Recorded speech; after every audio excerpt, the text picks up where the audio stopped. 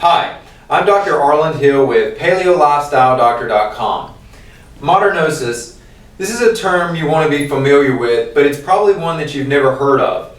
Now, when we look at a word like modernosis, this OSIS on the end of this means that there is a condition or a state of. And essentially, as it relates to modernosis, it's a state of ill health related to the modern world around us. Now, why should you be concerned about this? Well, quite simply, the modern world around you is not going anywhere. If anything, it's going to become more technologically advanced, which means that our modern society is going to continue to drift further away from the natural world of which we all used to be a part of, but which we have seemingly become disconnected from. Now, another term that can be used for modernosis is paleodeficit disorder. When you think about the paleodeficit disorder, it's just what it sounds like it is. It's a disorder that has arisen as a result of a deficit from not being in our normal paleo environment and interacting through our normal paleo habits. Now, what I've got up here on the board are a couple of key points that I want to emphasize that really can help you understand how modernosis develops, and then further how modernosis can lead into a chronic disease. At the end of the day, if you're not addressing modernosis, then you're not taking steps towards improving your health. So let's start with these. The natural environment. So what is the natural environment? Number one in this is going to be the light and the dark. As a part of our modern world, we've taken a turn and flipped these on their heads. That means that we're exposing ourselves to more artificial light. So we have lighting in our homes, lighting in our workspaces. And on the opposite side of that, we've also decreased the amount of dark time that we have. So what we're doing during the night is we're extending the daytime by using artificial light. During the nighttime, when it should be dark, we're using this light, but during the daytime, we're inside and we're not getting that natural exposure to daylight.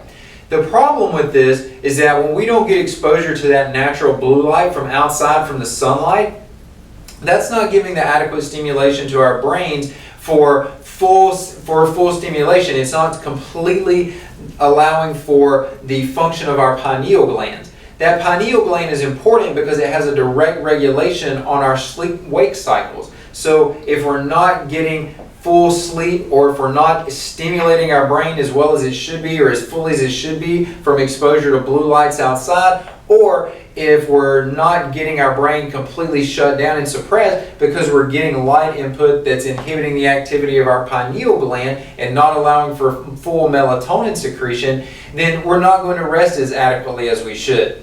That's important because it also means that you're probably not going to be healing and recovering and just simply producing some of the natural healing hormones that you should through the nighttime hours. Sleep is obviously important. We know that individuals that don't have good sleep are more prone to not just simply things like being overweight, but they're also more prone to chronic diseases and even something like cancer, which there's evidence of now. So that's the first one. The second one is that we don't have as much touch and visual stimulation and sound stimulation from the natural world around us. Now, why is this important? When I was thinking of an example to give you on this, music came to mind.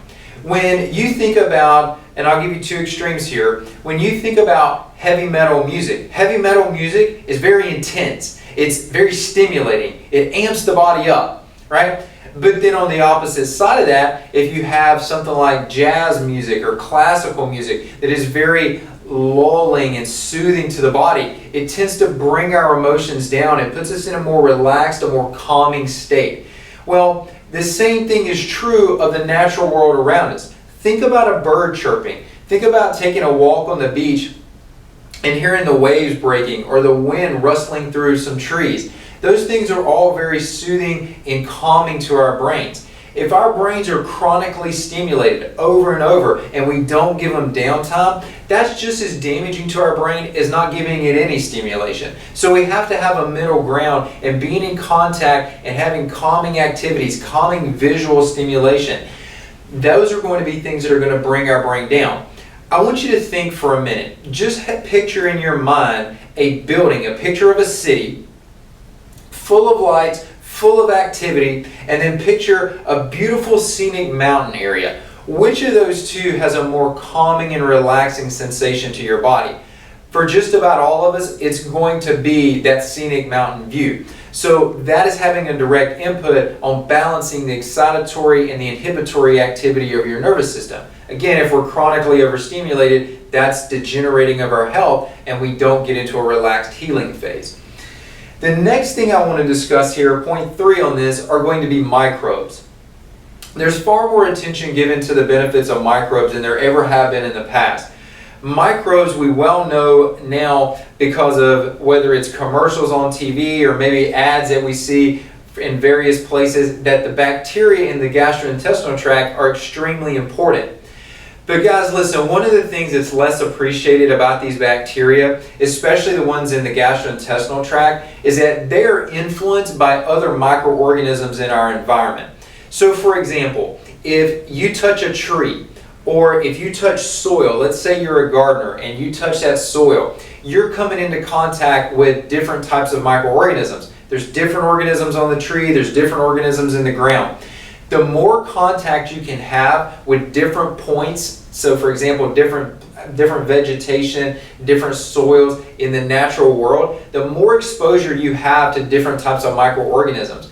We certainly recognize now that microorganism colonies are different in different parts of the body. But what's important about that is that they all further enhance diversity. And the more diversity we have from the natural world around us and the different microbes that we come into contact with, the more impact that's going to have on the diversity in our gastrointestinal tract, which is at the end of the day where so much of it matters. Not to minimize the impact that the microbes on our skin have, but the microbes in our gastrointestinal tract we've come to recognize are extremely important. If we're working and functioning in a concrete jungle, if you will, that concrete jungle is not an environment that is an ideal habitat for microbes to function in. And when I say microbes, I'm talking commensal microbes. Not harmful or pathogenic organisms, but these are organisms that support our natural health. We do things for them, especially when they're in our gastrointestinal tract, and then in turn, they provide benefits for us, whether that's going to be things like production of vitamins, or if we're talking about literally producing calming chemicals such as GABA that tune down our brain, that calm down and take the edge off of our brain. So microorganism or microbe exposure from the natural world is extremely important. Negatively charged ion is going to be the fourth point here, and it's this lack of negatively charged ion is just another reason that individuals are more prone to what I've termed modernosis here. Negatively charged ions are something that we should encounter relatively often and in abundance in our environment. But what we find is that city environments that are away from the natural world, tend to have a greater concentration of positive ions. Positive ions, sometimes called cations, are not overly promoting of health. Negative ions, otherwise termed anions, are promoting of health. We find these in the natural world from things like waterfalls or water crashing down, lifting those negative ions up into the air. They can be found around thunderstorms, for example. These are just two examples of things that increase the production of negative ions. Some of the benefits that have been shown with negative ions, they tend to have a direct improvement on our mood, tending to put us in a more relaxed, calming mood.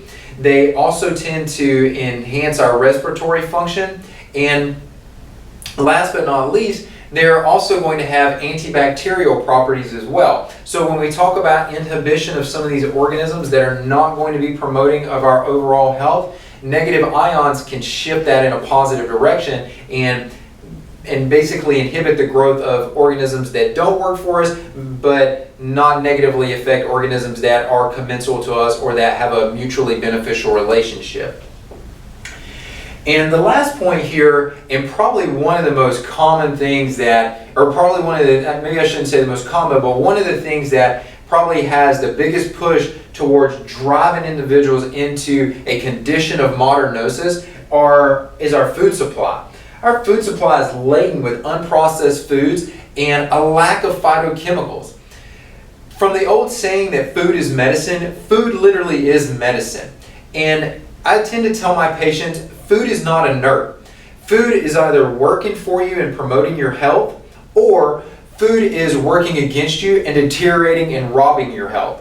When we look at most foods that are part of the standard American diet, the standard American diet is laden with foods that have very low nutritional value, that are highly processed, that are going to be now genetically modified more so than ever, that are going to have a higher degree of allergen potential because of the manipulation, and are going to ultimately stimulate the immune system and drive the promotion of not only immune dysregulation and autoimmune conditions, but almost every chronic disease that we tend to be concerned about. Diabetes, cardiovascular disease, cancer, the big scary diseases are going to be in part now, if not to a very large extent, a result of a diet that is full of unprocessed, or is full of refined foods and processed foods.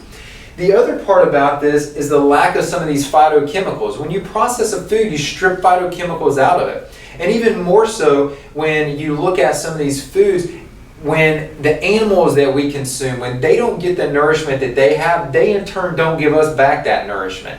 So these phytochemicals, for example, these are going to be things that are mood modulating, they're going to have anti-inflammatory benefits, they're going to have anti-carcinogenic effects, antibacterial effects, and as you can see, the list is long in the benefits that we get from these foods.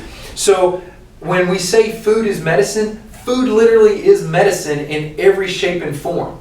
So it's either working for you or it's working against you.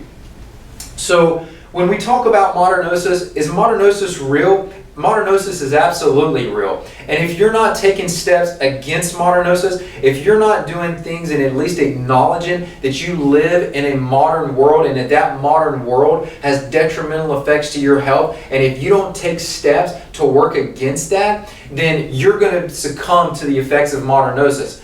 Modernosis will lead to a chronic disease.